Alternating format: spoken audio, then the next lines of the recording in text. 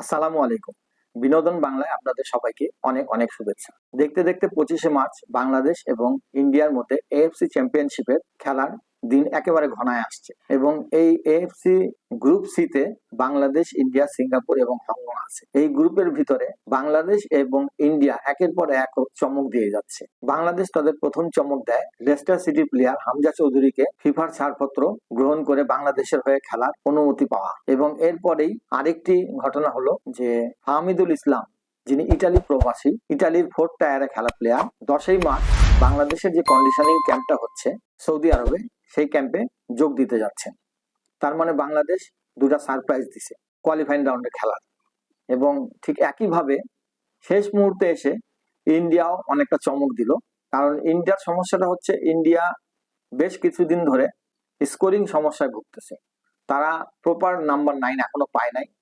তাদের সর্বকালের সেরা যে প্লেয়ারটা সুনীল ছেত্রী, সুনীল ছেত্রী 2024-এ জুনে রিটায়ারমেন্টে যাওয়ার পর আর কোনো প্লেয়ার তার জায়গায় রিপ্লেসমেন্ট হিসাবে ইন্ডিয়া আনতে পারেনি।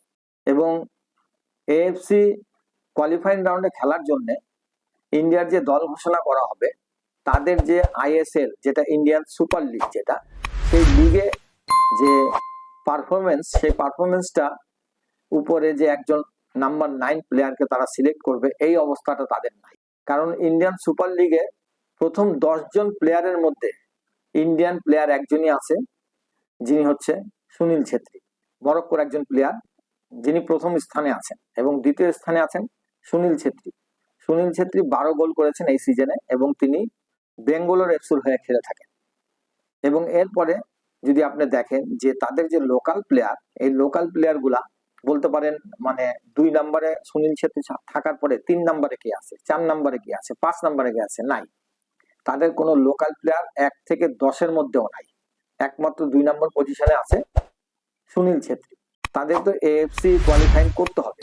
প্রবল প্রতিপক্ষ যেটা, সেটা বাংলাদেশকে তারা মনে করতেছে। এখন বাংলাদেশের সাথে কম্পিট করতে গেলে তো তাদের সেই রকম ভাবে দলটা তৈরি করে নিয়ে আসতে হবে।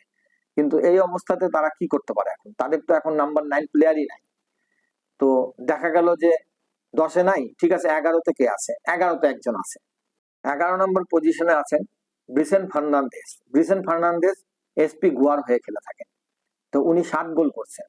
তো এই যদি হয় অবস্থা যে 1 থেকে 10-এর মধ্যে কোনো লোকাল প্লেয়ার নাই ইন্ডিয়ান সুপার লিগের যে টপ গোল স্কোরার মধ্যে থাকে, সুনীল ছেত্রী আছে 2 নম্বর পজিশনে, তাহলে কি হলো? 11 নম্বর পজিশনে আছে ব্রিসেন ফার্নান্দেজ। তারপরে কি আছে? তারপরে কি কেউ আছে?